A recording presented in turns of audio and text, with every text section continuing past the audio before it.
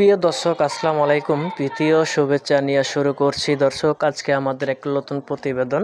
তো দর্শক, আজকে তুলে ধরবো এমন এক অসহায় এক মেয়ের গল্প। তো যে মেয়ের নাম হচ্ছে জান্নাতি। জান্নাতি দেখতে শুনতে অনেক সুন্দর, মার্শাল্লাহ। জান্নাতির বয়সটা আছে 15 বছর। জান্নাতির ফ্যামিলিতে জান্নাতির মা বাবা নাই। জান্নাতি ছোট থেকে বড় হয়েছে তার খালার কাছে।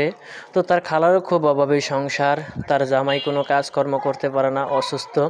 তো জান্নাতির খালা দেখতে শুনতে পারছে না।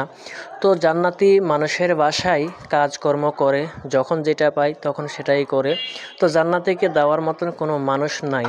তো জান্নাতি বলছে, আমি আমার খালাদের কাছে থাকতে চাই না। যদি একটি ভালো ছেলে পাই তাহলে আমার চিরজীবনকার মতন জীবনসঙ্গী করতে চাই। তো দর্শক, এই ছিল জান্নাতির মুখের কথা। তো জান্নাতির সাথে যোগাযোগ করতে চাইলে আমাদের স্ক্রিনের উপরে নাম্বার থাকবে, আপনারা যোগাযোগ করতে পারবেন। দর্শক, প্রেম ভালোবাসা আপনাদের ব্যাপার। তাই আসেন আমরা দেশের সেবা করি, 5 ওয়াক্ত নামাজ পড়ি। আসসালামু আলাইকুম।